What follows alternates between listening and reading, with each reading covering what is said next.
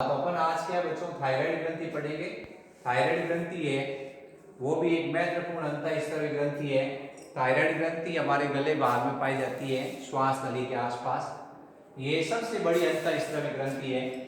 सबसे पहला तो ये है कि ये सबसे बड़ी अंतःस्रावी ग्रंथि होती है। ये सबसे बड़ी क्या होगी? अंतःस्रावी ग्रंथि। सबसे पहले विशेषता हमारे शरीर में इसका वजन लगभग 25 ग्राम होता है। ये सबसे बड़ी अंतःस्रावी ग्रंथि, ठीक है। अब इसके बाद ये शरीर की सबसे बड़ी अंतःस्रावी ग्रंथि होने के साथ ही इसकी विशेषता भी बताओगे। ये इसका वजन लगभग 25 ग्राम के आसपास होता है, यानी 25 ग्राम इसका भार है। स्त्रियों में थोड़ी बड़ी होती है अपेक्षाकृत। अब ये अपने कहते हैं कि इसका भार तो 25 ग्राम हो गया, लेकिन ये स्थित कहाँ होती है शरीर में? ये शरीर में स्थित होती है जो अपनी ये श्वास नली है, इसमें ये ट्रैक क्या है, प्रस्वर यंत्र है, उसके नीचे स्थित होती है।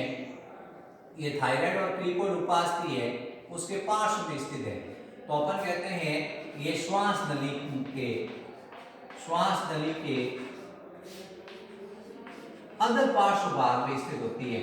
श्वास नली के अंदर पार्श्व भाग में स्थित होती है, स्वर यंत्र के नीचे श्वास नली के अंदर पार्श्व भाग में स्थित होती है, ठीक है। अब इसकी उत्पत्ति भ्रूण के कौन से स्तर से होती है? एंडोडर्म से। रंग इसका कैसा होता है? रंग इसका गुलाबी होता है। रंग कैसा होगा? गुलाबी होता है। तो ये इसकी कुछ विशेषताएं हैं कि भाई थायराइड ग्रंथि की कुछ विशेषताएं बताओ। तो थायराइड ग्रंथि की विशेषता ये है कि ये सबसे बड़ी अंतःस्रावी ग्रंथि है। 25 ग्राम इसका वजन होता है। एंडोडर्म से उत्पन्न होती है, श्वास नली के अंदर पार्श्व भाग में स्थित है, गुलाबी रंग की है। अब ये द्विपालित है। कैसी है? द्विपालित है, यानी इसमें दो पालियां होती हैं। ये द्विपालित है, इसके अंदर दो पालियां हैं और दोनों पालियां आपस में क्या होती हैं? संयोजक सेतु द्वारा जुड़ी होती हैं। दोनों पालियां आपस में किसके द्वारा जुड़ी होती हैं? संयोजक सेतु द्वारा जुड़ी होती है। जैसे ये दो पाली है, एक पाली ये हो गई, दूसरी पाली ये हो गई। इसको कई द्विपालित भी लिखते हैं। एच आकार दिख रहा है आपको, कैसे आकार दिख रहा है? एच आकार दिख रहा है। ये इधर वाली पाली इधर वाली पाली है, दोनों पालियां आपस में संयोजक सेतु द्वारा जुड़ी हुई हैं, जिसको अपन कहते हैं स्तमस। जिसको अपन किस नाम से जानते हैं? स्तमस के नाम से जानते हैं।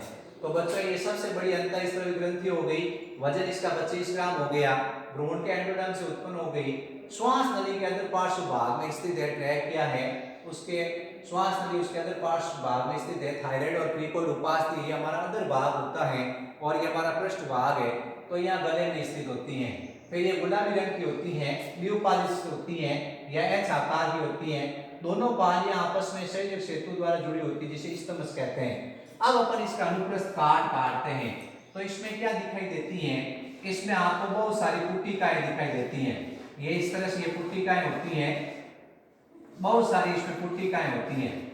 ऐसी पुट्टिकाएं इसमें पाई जाती हैं। ये पुट्टिकाएं हैं, इसमें बहुत सारी पुट्टिकाएं पाई जाती हैं। ये इस तरह की पुट्टिकाएं होती हैं इसके अंदर, ये पुट्टिकाएं हैं। इन पुट्टिकाओं के अंदर एक पीला जेली के समान, इन पुट्टिकाओं के अंदर एक पीला जेली के समान कोलाइडी पदार्थ भरा होता है। इन पुट्टिकाओं के अंदर एक पीला जेली के समान, इन पुट्टिकाओं के अंदर एक पीला जेली के समान कोलाइडी पदार्थ भरा होता है, जिसे कहते हैं आइडोथायरोग्लोब्यूलिन। आइडोथायरोग्लोब्यूलिन इसका पूरा नाम है आइडोथायरोग्लोब्यूलिन। ये कोलाइडी प्रोटीन है, वो इसके अंदर भरा होता है। तो इसके अंदर पीला जेली के समान एक कोलाइडी प्रोटीन भरा होता है, जिसका नाम होता है आइडोथायरोग्लोब्यूलिन। अब अपन कहते हैं कि इसकी दीवार है वो घनाकार उत्प्ला से स्तरित रहती है। इसकी दीवार क्या है? ये घनाकार उत्प्ला है, इससे स्तरित रहती है, घनाकार उत्प्ला से स्तरित रहती है। तो आपसे जैसे पूछा कि भाई इस ग्रंथि का जब अपन अनुप्रस्थ काटा, जब इस ग्रंथि का अनुप्रस्थ काटा आपने, तो आपको इसमें बहुत सारी पुट्टिकाएं दिखाई दी। ये सब क्या है? पुट्टिकाएं हैं। सब क्या है? पुट्टिकाएं हैं, यानी बहुत सारी इसमें पुट्टिकाएं दिखाई देती हैं। बहुत सारी इसमें पुट्टिकाएं दिखाई देती हैं। पुट्टिकाओं की विशेषता है कि पुट्टिकाओं के अंदर एक पीला जेली कोलाइडी पदार्थ भरा होता है जिसका नाम आपको याद रखना आयोडोथायरोग्लोबुलिन।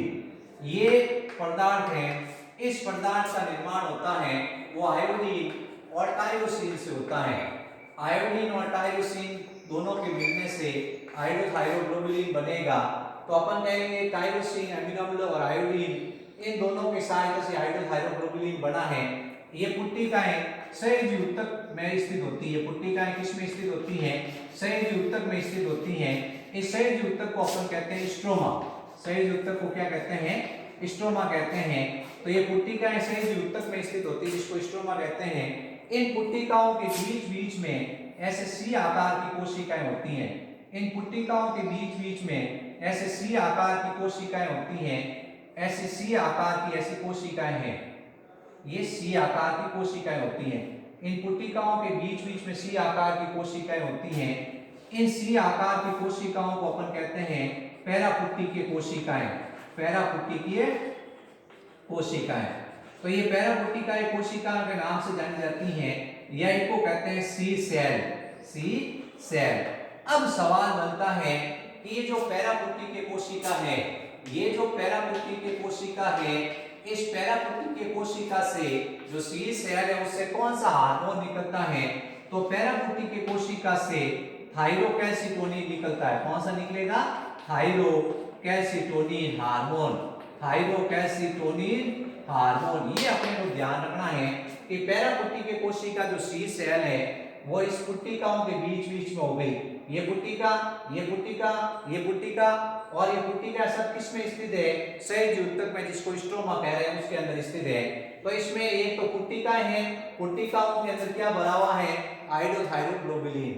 आयोडोथायरोग्लोबुलिन का निर्माण आयोडीन और टायरोसिन से होता है।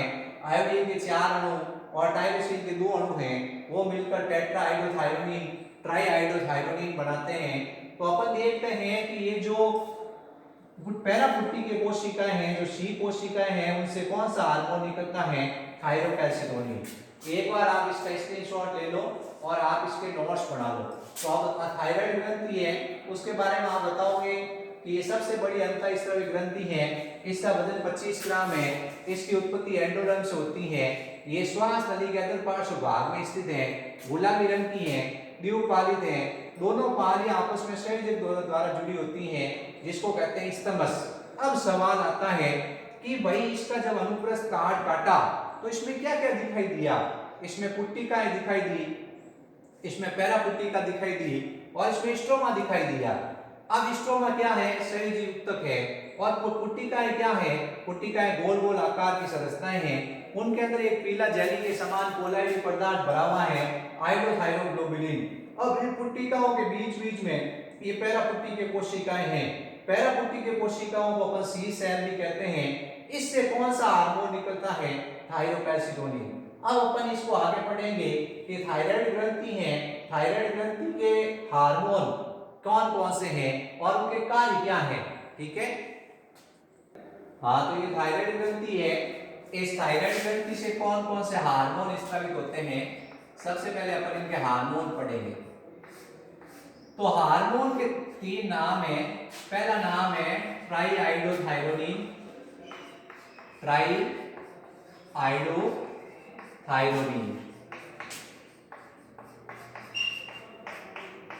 इसको कहते हैं T3, ट्राई आयोडोथायरोनिन। ये बहुत ही सक्रिय हार्मोन होता है। ये सक्रिय रूप है हार्मोन का। ये लगभग 10 से 35% ही पाया जाता है। 10 से 35% ही पाया जाता है और ये काफी सक्रिय और प्रभावशाली होता है। ये काफी सक्रिय और प्रभावशाली होता है, ट्राई आयोडोथायरोनिन। फिर दूसरा होता है tetra iodothyronine. Tetra iodothyronine, tetra iodothyronine. Tetra iodothyronine को क्या कहते हैं? इसको T4 हार्मोन के नाम से जानते हैं। यही वास्तव में क्या है? थायरॉक्सिन है। ये वास्तव में थायरॉक्सिन हार्मोन होता है। ठीक है, तो टेट्रा आयोडोथायरोनिन है, वास्तव में वो क्या है? थायरॉक्सिन है।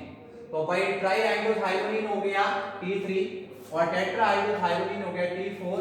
ये क्या होता है, ये थोड़ा ज्यादा है, यानी ये 90% तक पाया जाता है, ज्यादातर थायरॉक्सिन नहीं पाया जाता है। ये कम प्रभावशाली होता है, ये ज्यादा प्रभावशाली नहीं है, टेट्राहाइड्रोथायरोनिन। फिर उसके बाद ये जो हार्मोन है ट्राईहाइड्रोथायरोनिन, टेट्राहाइड्रोथायरोनिन, ये दोनों तो बनते हैं पुट्टिकाओं से। किससे बनते हैं? जो पुट्टिकाएं हैं उन पुट्टिकाओं से बनते हैं। लेकिन एक तीसरा हार्मोन है थायरोकैल्सिटोनिन। थायरोकैल्सिटोनिन, ये थायरोकैल्सिटोनिन है, इसका निर्माण होता है पैरापुट्टिकीय कोशिकाओं से।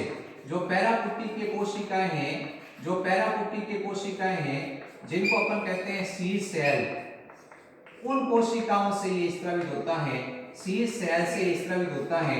इसका काम यही पे बता देते हैं आपको क्या काम है। इसका काम है रक्त में कैल्शियम की मात्रा को कम करना। जो रक्त है उसमें ये कैल्शियम की मात्रा को क्या करता है, कम करता है। ठीक है, ये पैराथार्मोन हार्मोन का विरोधी है।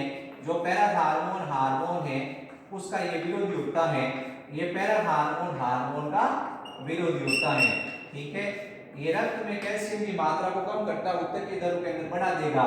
रक्त में ये कैल्शियम की मात्रा को कम करता है, ये पैराथार्मोन हार्मोन का विरोधी होता है। पैराथार्मोन हार्मोन किस ग्रंथि से निकला था? पैराथायराइड से। किससे निकला था? पैराथायराइड से। और ये पैराथायराइड ग्रंथि मैंने पढ़ा रखी है यूट्यूब पे, आपने चैनल में देख लेना। पैराथार्मोन हार्मोन का पूरा काम बता रखा है। पैराथार्मोन हार्मोन रक्त में कैल्शियम की मात्रा को बढ़ाता है, रक्त में कैल्शियम की मात्रा को बढ़ाता है। तो इसका काम होता है रक्त में कैल्शियम की मात्रा को बढ़ाना, और इसका काम होता है रक्त में कैल्शियम की मात्रा को कम करना। दोनों एक दूसरे का अपोजिट हो गए। ये निकल गया पैराथायराइड ग्रंथि से, ये निकल गया थायराइड ग्रंथि से। तो ये अपन अब तीनों हार्मोन है उसमें थायरॉक्सिन के कार्य पढ़ेंगे आगे। तो थायरॉक्सिन के क्या क्या कार्य होते हैं? सबसे पहले तो थायराइड ग्रंथि से 3 हार्मोन निकलते हैं, ट्राईहाइड्रोथायरोनिन, टेट्राहाइड्रोथायरोनिन, थायरोकैल्सिटोनिन। तीनों हार्मोन आपको याद रखने हैं। तो अपन थायरॉक्सिन हार्मोन के कार्य पढ़ेंगे। थायरॉक्सिन हार्मोन के कार्य बहुत अच्छे अच्छे कार्य हैं। थायरॉक्सिन हार्मोन का सबसे पहला काम है, ये आधार उपापचय दर को बढ़ाता है। ये आधार उपापचय दर है उसमें वृद्धि करता है। आधार उपापचय दर यानी दिन भर में आप कितनी ऊर्जा खर्च करते हो उसको ये वृद्धि करता है। आधार उपापचय की दर में वृद्धि करता है। ये ऑक्सीकारी जो ऑक्सीकारी कोशिकीय ऑक्सीकरण है, जो कोशिकीय ऑक्सीकरण है उस क्रिया में वृद्धि करता है। कोशिकीय ऑक्सीकरण क्रिया में ये वृद्धि करता है। कोशिकीय ऑक्सीकरण क्रिया में ये वृद्धि करता है, जिससे ऊर्जा उत्पादन बढ़ता है। जिससे ऊर्जा उत्पादन क्या होगा? बढ़ेगा। और जीवन की रफ्तार बढ़ती है। जीवन की रफ्तार बढ़ती है। ये हार्मोन निकलता रहेगा तो जीवन चलता रहेगा, आदमी थका थका नहीं रहेगा, आदमी की टेम्पो ऑफ लाइफ बढ़ जाएगी। यानी ये कोशिकीय ऑक्सीकरण जो सेलुलर रेस्पिरेशन है उस क्रिया को वृद्धि करेगा, ऊर्जा उत्पादन अधिक होगा और जीवन की रफ्तार बढ़ेगी। फिर इसके बाद में इसका काम होता है, ये क्या करता है? आहार नली है, आहार नाल से ग्लूकोज के अवशोषण में वृद्धि करता है। आहार नाल से ग्लूकोज के अवशोषण में वृद्धि करता है। आहार नाल है उससे ग्लूकोज के अवशोषण में वृद्धि करता है। यानी आहार नाल से ग्लूकोज के अवशोषण में ये वृद्धि कर देगा, ज्यादा से ज्यादा ग्लूकोज अवशोषण होगा। फिर इसके बाद ये क्या करेगा? प्रोटीन और एंजाइम संश्लेषण में वृद्धि करेगा। प्रोटीन और एंजाइम संश्लेषण में ये क्या करेगा? वृद्धि करता है। प्रोटीन भी अधिक संश्लेषण करता है, एंजाइम संश्लेषण में भी ये वृद्धि करता है। फिर उसके बाद इसका नेक्स्ट कार्य होगा, ये तंत्रिकीय आवेग को भी बढ़ाता है। जो तंत्रिकीय आवेग संचरण है उसमें भी ये क्या करता है? वृद्धि करता है। ठीक है, तंत्रिकीय आवेग संचरण के अलावा ये एड्रेनलिन नॉर एड्रेनलिन हार्मोन की सक्रियता में भी वृद्धि करता है। जो एड्रेनलिन हार्मोन है और नॉर एड्रेनलिन हार्मोन है, कई जगह एपिनेफ्रिन नॉर एपिनेफ्रिन लिखा हुआ है, तो एड्रेनलिन नॉर एड्रेनलिन हार्मोन की क्रियाशीलता में ये वृद्धि करता है। एड्रेनलिन नॉर एड्रेनलिन हार्मोन की क्रियाशीलता में ये वृद्धि करता है, यानी उनकी सक्रियता में वृद्धि करता है। ठीक है, तो ये इसके मेन कार्य हो गए। ये आधार उपापचय दर में वृद्धि करता है, कोशिकीय ऑक्सीकरण क्रिया में वृद्धि करता है, ऊर्जा उत्पन्न अधिक होता है, जीवन की रफ्तार बढ़ जाती है। आहार नली है उससे ग्लूकोज अवशोषण में वृद्धि करता है। इसके अलावा अपन कह सकते हैं प्रोटीन एंजाइम संश्लेषण में वृद्धि करता है, तंत्रिका आवेग संचरण में वृद्धि करता है, एड्रेनलिन नॉरएड्रेनलिन हार्मोन की क्रियाशीलता में वृद्धि करता है, जनन अंगों के विकास में भी ये सहायता करता है, जनन अंगों के परिपक्वन में भी सहायता करता है, जो जनन अंग होते हैं उनके परिपक्वन में भी सहायता करता है। अब सबसे इंपॉर्टेंट सवाल आ गया है कि हार्मोन जो मेंढक है उसमें बहुत ही अच्छा रोल प्ले करता है। मेंढक के अंदर कायांतरण में सहायता करता है। अब कायांतरण क्या है? लार्वा का वयस्क में बदलना। जो लार्वा है उसका वयस्क में बदलना क्या कहलाता है?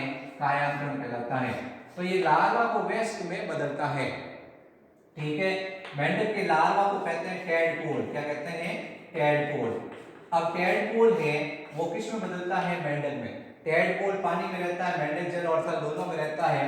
टैडपोल इसकी एक अवस्था है मेंढक की, इसको कहते हैं लार्वा। ये लार्वा को वयस्क में बदलता है। अब कभी कभी ऐसा होता है, सवाल ऐसे आता है कि मेंढक दो सवाल बनते हैं कि जो टैडपोल है, टैडपोल में से थायराइड ग्रंथि बाहर निकाल देंगे, क्या होगा? टैडपोल ही रहेगा। दूसरा सवाल ये आता है कि टैडपोल को साफ पानी में रख देंगे, समुद्र से निकालकर। साफ पानी में जो स्वच्छ जल है उसमें आयोडीन नहीं होता है। स्वच्छ जल में क्या नहीं होता है? आयोडीन नहीं होता है। तो स्वच्छ जल में आयोडीन नहीं है तो टैडपोल के अंदर कौन सा हार्मोन नहीं बनेगा? थायरॉक्सिन हार्मोन नहीं बनेगा और टैडपोल ही रहेगा। तो भाई ये मेन कार्य हो गया। इसको दो क्वेश्चन पूछते हैं आपसे कि ऐसा कौन सा हार्मोन है जो कायांतरण में सहायता करता है? थायरॉक्सिन। थायरॉक्सिन क्या करता है? लार्वा को वयस्क में बदलता है। अब आपने क्या किया? टैडपोल में से थायराइड ग्रंथि को बाहर निकाल दिया तो उसमें थायरॉक्सिन बनेगा नहीं, टैडपोल ही रहेगा। अब अपन कहेंगे कि ये इसको साफ पानी में भी रख दिया आपने, तो साफ पानी में भी अपने को पता है आयोडीन होता नहीं है, तो टैडपोल जीवन भर क्या रहेगा? टैडपोल ही रहेगा। लेकिन ये टैडपोल क्या करता है? जनन करने लग जाता है। इसको कहते हैं नियोटीनी या इसको कहते हैं पेडोजेनेसिस। तो ये भी आपको सवाल याद रखना है कि पेडोजेनेसिस या नियोटीनी क्या है? टैडपोल में जनन अंगों का विकास होगा और वो क्या करेगा? अपने समान बच्चे पैदा करने में सक्षम हो जाएगा। इसको कहते हैं नियोटीनी। फिर इसके बाद अगला कार्य है, अब शीत रुधिर प्राणी है। शीत रुधिर प्राणियों में ये क्या करता है? पराशरण नियमन में सहायता करता है। जो शीत रुधिर प्राणी होते हैं जिनके शरीर का तापमान बदलता रहता है वातावरण के अनुसार, उसमें ये पराशरण नियमन का कार्य करता है। पराशरण नियमन का कार्य करता है। इसके अलावा निर्मोचन का कार्य, निर्मोचन मतलब होता है त्वक पतन, बार बार चमड़ी हटना। जैसे सांप है वो कैचुली त्यागता है, कुछ अन्य जंतु अपनी चमड़ी को त्यागते हैं, तो ये निर्मोचन में सहायता करता है। त्वक पतन में ये क्या करता है? सहायता करता है। तो शीत रुधिर प्राणियों में ये पराशरण नियमन और त्वक पतन यानी निर्मोचन क्रिया में ये क्या करता है? सहायता करता है। इसके अलावा अपन ग्लूकोनियोजेनेसिस क्रिया को भी ये प्रेरित करता है। तो थायरॉक्सिन बहुत ही इंपॉर्टेंट रोल प्ले करता है। ये हृदय धड़कन को बढ़ाता है। किसको बढ़ाएगा? थायरॉक्सिन है वो हृदय धड़कन बढ़ाता है और श्वसन दर भी बढ़ाता है।